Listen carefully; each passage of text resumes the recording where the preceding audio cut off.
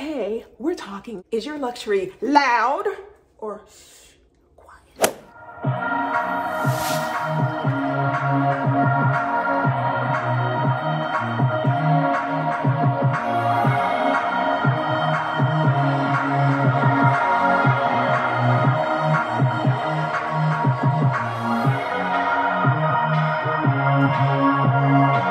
Hey guys, what is up? It is I, the Concrete Catwalk.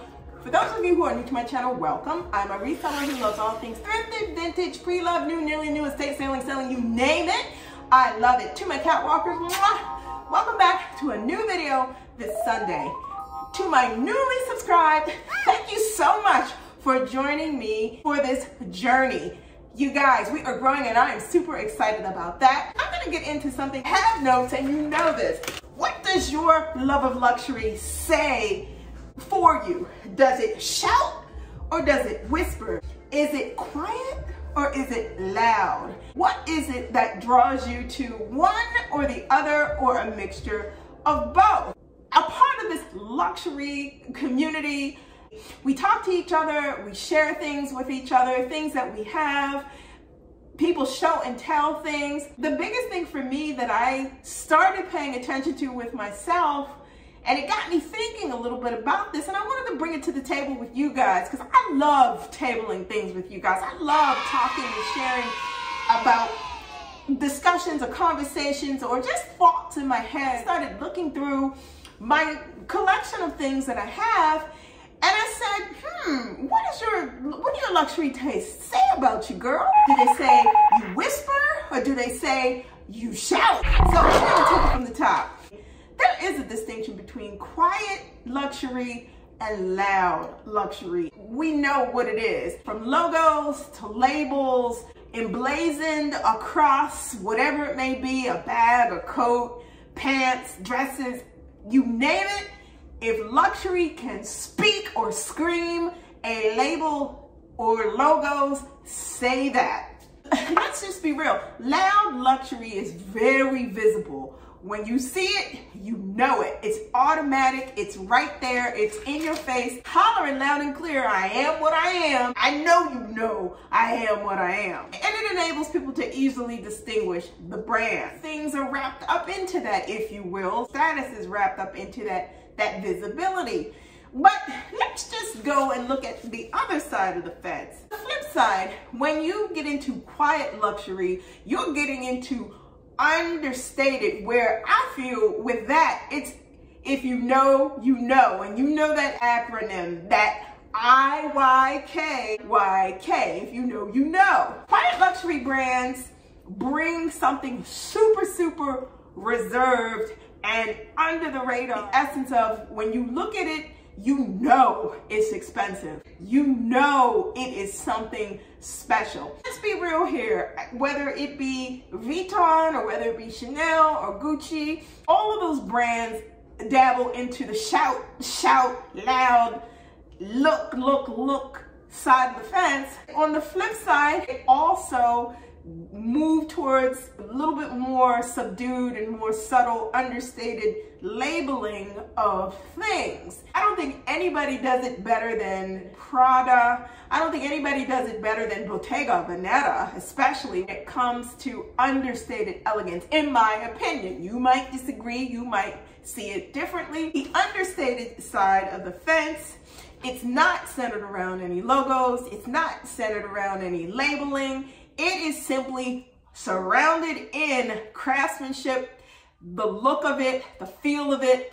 It's the beauty, it's the quality to a T. Let's look at that. On that side of the fence, you know, you're talking your Hermes, you're talking your Loeves, you're talking in terms of that understated special elegance that exists in brands that are like that. Which brings it to the point where persons who are in the know in luxury tastes and fashion tastes, their eyes are trained to immediately hone in and pick up on what indeed that is. It just got me to thinking, you guys, now that we know what that distinction is and what we're talking about, it is all a matter of persona, what it is that people are exactly attracted to. Some personas like that heavy duty label, very conspicuous, in your face. This is what I do. This is what I am. This is what I like. And here it is for you to see. Some people really like that.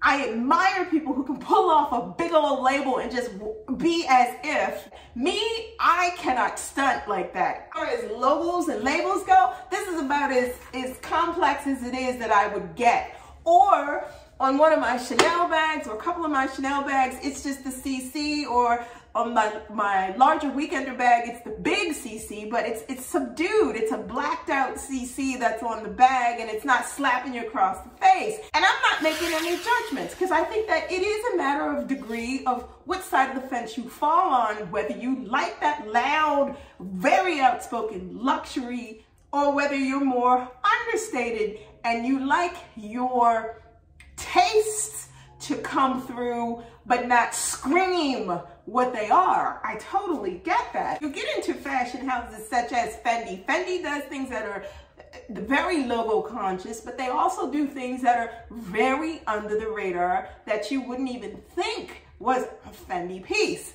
And I actually prefer design houses that do that and give people an option as far as where it is they want to go with it and how far out they want to have that particular logo or label scream that it is what it is. And I think that that's why certain markets target certain types of personalities. You have what I consider people who are just classic people, where they do not want all of the loudness that comes with a logo. They want understated elegance, simplicity. They want things that are very low-key and are not flashy.